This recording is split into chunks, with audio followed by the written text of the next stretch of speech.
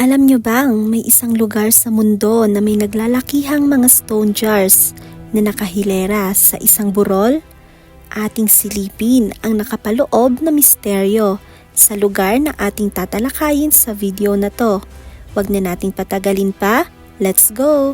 Ang plain jars ay isang megalithic archaeological landscape na iniuugnay sa late Iron Age ng Timog Silangang Asya mula 500 BC hanggang AD 500 na binubuo ng libo-libong malalaking stone jars na nakalagay sa mga burol sa loob ng Central Plain ng Xiangkhouang Plateau sa Laos.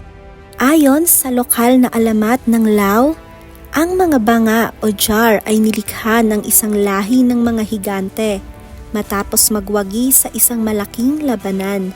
Ginamit umano ng mga higante ang mga